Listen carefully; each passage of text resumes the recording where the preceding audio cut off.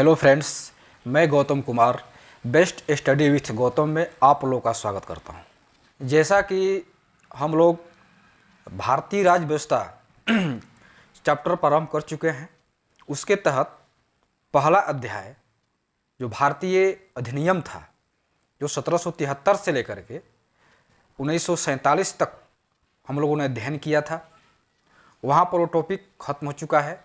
अब ये दूसरा टॉपिक जो है अंतरिम मंत्रिमंडल एवं संविधान सभा का गठन, आज हम लोग ये टॉपिक पढ़ेंगे, क्योंकि ये टॉपिक बहुत ही इम्पोर्टेंट है।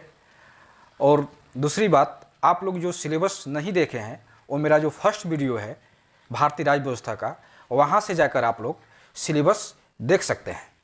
तो जब तक आप लोग सिलेबस नहीं देखिएगा, आप लोग को पता नहीं चलेगा कि हम लोग कहाँ पढ़ रहे हैं और क्या हम लोग को पढ़ना चाहिए। तो पहला जो टॉपिक है, पहला जो चैप्टर है, वो आप लोगों का कंप्लीट हो चुका है। और ये दूसरा टॉपिक है अंतरिम मंत्रिमंडल एवं संविधान सभा का गठन। अंतरिम मंत्रिमंडल तथा संविधान सभा का गठन प्रारंभ करने से पहले हम लोग कुछ अन्य बातें को भी जान लेते हैं, क्योंकि जब इन बातों को नहीं जानेंगे तब तक हम लोग अंतरिम मंत्रिमंडल और संविधान सभा गठन के बारे में पूर्ण जानकारी नहीं हो पाएगी। तो हम लोग चलते हैं। इसके तहत पहले हम लोग कैबिनेट मिशन जो 1946 में भारत आया था, उसके बारे में थोड़ा हम लोग अध्ययन कर लेते हैं। ये चूँकि इतिहास का भी, ये इतिहास हिस्ट्री का भी टॉपिक है, लेकिन इसको भारतीय राज्य व्यवस्था के तहत भी पढ़ते हैं। तो कैबिनेट मिशन जो 1946 में भारत आया था, उसके बारे में जानते हैं। क्योंकि आप लोगों को पता होगा कि द्वितीय विश्व युद्ध की जब समाप्ति होती है 1945 के लगभग में, उस समय ब्रिटेन में संसदीय चुनाव हो रहा होता है। तो वहाँ के संसदीय चुनाव में लेबर पार्टी की सरकार बनती है और उसके प्रधान क्लीमेंट एटली होते हैं। मतलब ब्रिटेन में जब चुनाव होता है, उस समय वहाँ के प्रधानमंत्री क्लीमेंट एटली को बनाया जाता है और वे लेबर पार्टी की सरकार होती है, जो एक उदारवादी पार्टी है। जब वो प्रधानमंत्री ब्रिटेन में बनते हैं तो उन्होंने ये घोषणा किया कि भारत को अब स्वतंत्र होने का अधिकार है। तो उन्होंने क्या किया कि एक मिशन 3 सदस्यीय, मतलब इस मिशन में, कैबिनेट मिशन में 3 मेंबर थे। यहाँ पर 3 मेंबर का नाम दिया गया है। पहले हैं लॉर्ड पैथिक लॉरेंस, ये अध्यक्ष थे। ये कैबिनेट मिशन के ये अध्यक्ष थे, लॉर्ड पैथिक लॉरेंस। दूसरे हैं स्टैफोर्ड क्रिप्स और तीसरे हैं एवी अलेक्जेंडर। इन तीनों को मिलाकर कैबिनेट मिशन कहा गया। इन तीनों को भारत भेजा गया ये देखने के लिए कि क्या भारतीय स्वतंत्रता के लायक हुए हैं या नहीं। ये तीनों व्यक्ति भारत आते हैं और यहाँ के नेताओं से बातचीत करते हैं और इन्होंने एक निष्कर्ष पर पहुँचा कि भारत को अब स्वतंत्र होने का अधिकार है। भारत अब इस लायक हो गया है कि अब वो स्वतंत्र हो सकता है। इसके लिए इन्होंने यहाँ पर भारत में एक अंतरिम मंत्रिमंडल का गठन करने का प्रस्ताव दिया और दूसरा संविधान सभा का गठन का प्रस्ताव दिया। मतलब इस कैबिनेट मिशन का उद्देश्य था कि पहला उद्देश्य अंतरिम मंत्रिमंडल का गठन हो और दूसरा एक संविधान सभा का गठन हो। इस तरह अगर ये पूछा जाए, एग्जाम में अगर पूछा जाए कि भारत में जो संविधान सभा का गठन हुआ वो किसके तहत हुआ, तो हम आंसर होगा उसका कैबिनेट मिशन। या अंतरिम मंत्रिमंडल का जो गठन हुआ वो किसके तहत हुआ, तो कैबिनेट मिशन।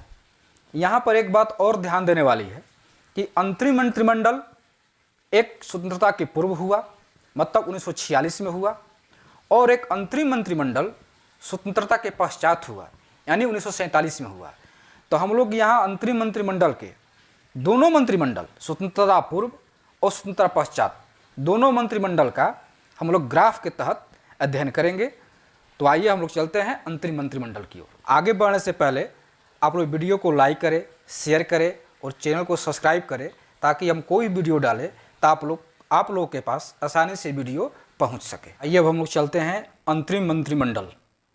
अंतरिम मंत्रिमंडल 2 है। एक स्वतंत्रता पूर्व है, यानी 2 सितंबर 1946 ये पहला अंतरिम मंत्रिमंडल, जब लॉर्ड वेवल यहाँ के वायसराय थे और क्लेमेंट एटली ब्रिटेन के प्रधानमंत्री थे। तो उन्होंने कैबिनेट मिशन जो भारत भेजा था उसमें उसका दो उद्देश्य था। पहला उद्देश्य कि भारत में एक अंतरिम मंत्रिमंडल की स्थापना करना और दूसरा संविधान सभा का गठन यहाँ के मंत्रियों द्वारा करवाना। तो पहला टॉपिक हम लोग पढ़ेंगे मंत्रिमंडल। तो अंतरिम मंत्रिमंडल एक 1946 2 सितंबर 1946 को इसमें 15 सदस्य थे और एक अंतरिम मंत्रिमंडल जो आज़ादी के बाद जब भारत आज़ाद हुआ तो पहला जो कैबिनेट मंत्रिमंडल हम लोग का बैठा उस जो मंत्रिमंडल था वो आज़ादी के बाद था। इसको हम लोग अध्ययन करेंगे। तो दोनों मंत्रिमंडल को यहाँ पर लिख लिया गया है। अंतरिम मंत्रिमंडल जो 15 सदस्यीय था, इसमें 15 सदस्यीय में से 15 का नहीं कम से कम 12 जो इम्पोर्टेंट है, जो वेरी वेरी इंपॉर्टेंट, जो बार बार को परीक्षा में आते हैं, उनका हम लोग अध्ययन करेंगे। तो यहाँ पर है 1946 का अंतरिम मंत्रिमंडल और यहाँ पर 1947 का अंतरिम मंत्रिमंडल। और ये विभाग है कि किस मंत्री को कौन सा विभाग दिया गया। तो पहला है, क्योंकि ये अक्षर जो है छोटा छोटा आप लोग को दिखाई दे रहा होगा, इसलिए आप लोग को दिखने में दिक्कत होती होगी, इसलिए इसको जूम किया जा रहा है। और आप लोग जो नोट्स बना रहे हैं उसमें आप लोग इसको नोट कर लीजिए, उसके बाद मैं आप लोग को समझाता हूँ।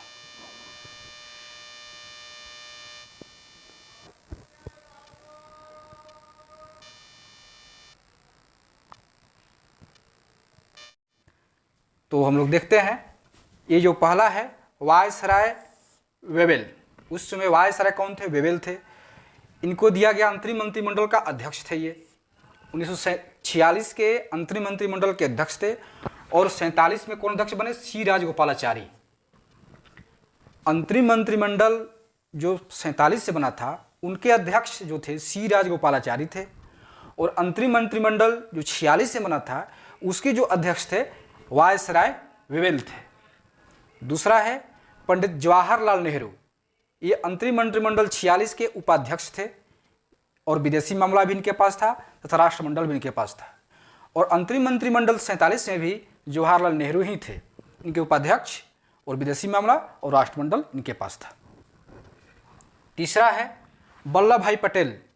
इनको 46 में गृह मंत्रालय, सूचना और प्रसारण मंत्रालय दिया गया और 47 में भी इन्हीं को गृह मंत्रालय, सूचना और प्रसारण मंत्रालय दिया गया। अगला है सरदार बलदेव सिंह। इनको 46 के मंत्रिमंडल में रक्षा मंत्री दिया गया और 47 में भी यही रक्षा मंत्रालय का कार्यभार देखे। अगला है डॉक्टर जॉन मथाई। इनको 46 के अंतरिम मंत्रिमंडल में उद्योग तथा आपूर्ति मंत्रालय दिया गया, लेकिन 47 में ये मंत्रालय डॉक्टर श्यामा प्रसाद मुखर्जी को दिया गया। अगला है सी राजगोपालाचारी। इनको 46 के मंत्रिमंडल में शिक्षा मंत्री दिया गया और 1947 के अंतरिम मंत्रिमंडल में शिक्षा मंत्री मौलाना अबुल कलाम आज़ाद को बनाया गया। इसलिए ये शिक्षा मंत्री जो है बहुत ही इम्पोर्टेंट है। अगला है राजेंद्र प्रसाद। इनको अंतरिम मंत्रिमंडल 46 में खाद्य एवं कृषि मंत्रालय दिया गया और 47 के अंतरिम मंत्रिमंडल में भी राजेंद्र प्रसाद को ही खाद्य एवं कृषि मंत्रालय दिया गया। से दोनों मंत्रालय, खाद्य एवं कृषि मंत्रालय 46 में भी राजेंद्र प्रसाद थे और 47 में भी राजेंद्र प्रसाद थे। अगला है अरुणा आसफ अली। इनको 46 के अंतरिम मंत्रिमंडल में रेलवे एवं परिवहन मंत्रालय दिया गया, लेकिन 47 के अंतरिम मंत्रिमंडल में रेलवे एवं परिवहन मंत्रालय डॉक्टर जॉन मथाई को दिया गया। एक डॉक्टर जॉन मथाई यहाँ पर हैं और जॉन मथाई यहाँ पर है, दोनों एक ही व्यक्ति हैं। 46 में इनको दिया गया उद्योग एवं आपूर्ति मंत्रालय, लेकिन 47 में इनको दिया गया रेलवे एवं परिवहन मंत्रालय। जगजीवन राम, 46 में भी श्रम मंत्रालय था इनके पास और 47 में भी इनके पास श्रम मंत्रालय था, मतलब ये नहीं बदले। 10वां है लियाकत अली। ये मुस्लिम लीग से चुन कराए हुए थे। लियाकत अली मुस्लिम लीग से अंतरिम मंत्रिमंडल में चुने गए थे। इनको 46 के अंतरिम मंत्रिमंडल में वित्त मंत्रालय दिया गया, लेकिन 47 के मंत्रिमंडल में वित्त मंत्रालय का कार्यभार आर के षणमुख शेट्टी को दिया गया। आर के षणमुख शेट्टी को वित्त मंत्रालय 47 के मंत्रिमंडल में दिया गया। अगला है योगेंद्र नाथ मंडल, ये भी मुस्लिम लीग से चुनाव लड़कर आए थे। इनको 46 के अंतरिम मंत्रिमंडल में विधि मंत्रालय दिया गया, लेकिन 47 के अंतरिम मंत्रिमंडल में विधि मंत्रालय का कार्यभार डॉक्टर भीमराव अम्बेडकर को दिया गया। अगला है गजानतर अली खां, ये भी मुस्लिम लीग से चुनाव लड़कर आए थे। इनको 46 के अंतरिम मंत्रिमंडल में स्वास्थ्य मंत्रालय दिया गया, लेकिन 47 के अंतरिम मंत्रिमंडल में स्वास्थ्य मंत्रालय को राजकुमारी अमृता कौर को सौंप दिया गया। इस प्रकार आप लोगों ने देखा कि 2 सितंबर 1946 के अंतरिम मंत्रिमंडल में और 1947 के अंतरिम मंत्रिमंडल में कुछ मंत्रालय जो थे वो दोनों में 46 में और 47 में दोनों में एक ही व्यक्ति के पास थे, और कुछ मंत्रालय अलग अलग मंत्रियों के पास थे। इसलिए ये जो है ये बहुत ही इम्पोर्टेंट टॉपिक है, इसको आप लोग बहुत ही ध्यान से अध्ययन कीजिएगा, इससे क्वेश्चन बार बार आते हैं। तो इसके बाद हम लोग संविधान सभा का जो गठन हुआ है उसके बारे में अध्ययन करेंगे। ये मंत्रिमंडल ये खत्म हुआ, यहीं पर समाप्त हो गया। इसके बाद हम लोग संविधान सभा का गठन कैसे हुआ उसका हम लोग अध्ययन करते हैं। आज के क्लास में बस इतना ही। कल के क्लास में हम लोग इससे आगे संविधान सभा के गठन, कैसे उसका गठन हुआ, कैसे उसका निर्माण किस तरीके से हुआ, पूरी जो प्रक्रिया है शुरू से लेकर अंत तक, वो हम लोग कल के वीडियो में हम लोग अध्ययन करेंगे। और तब तक आप लोग जो भी हम बता रहे हैं टॉपिक, इसको आप लोग कॉपी क्रम लेकर के नोट्स बनाते जाइए। सारे टॉपिक आप लोग को बीपीएससी पीटी का एग्ज़ाम हो, बीपीएसएससी दरोगा का एग्ज़ाम हो, या बीएसएससी सचिवालय का एग्ज़ाम हो, जितने भी सारे जो वनडे एग्ज़ाम हो रहे हैं उन सारे वनडे एग्ज़ाम में अगर राज्य व्यवस्था से क्वेश्चन आ रहे हैं तो हमको पूरी उम्मीद है कि जितने भी राज्य व्यवस्था से क्वेश्चन आएंगे तो इससे बाहर नहीं आ सकते हैं। अगर इससे बाहर आएंगे तो उसको भी बताने का हम लोग प्रयास करेंगे, लेकिन हमको पूरी उम्मीद है कि जो मैं आप लोग को बता रहा हूँ इससे बाहर नहीं आने की संभावना है। और इसको आप लोग नोट्स बनाते जाइए, धीरे धीरे धीरे धीरे सारे टॉपिक हम लोग पढ़ते जाएंगे और एक संपूर्ण नोट्स आप लोग के पास सुरक्षित हो जाएगा, और उसको बार बार आप लोग दोहराते जाइएगा, और जो भी एग्ज़ाम आप लोग के पास सामने आएंगे उनको आप क्रैक कर सकते हैं। तब तक के लिए धन्यवाद।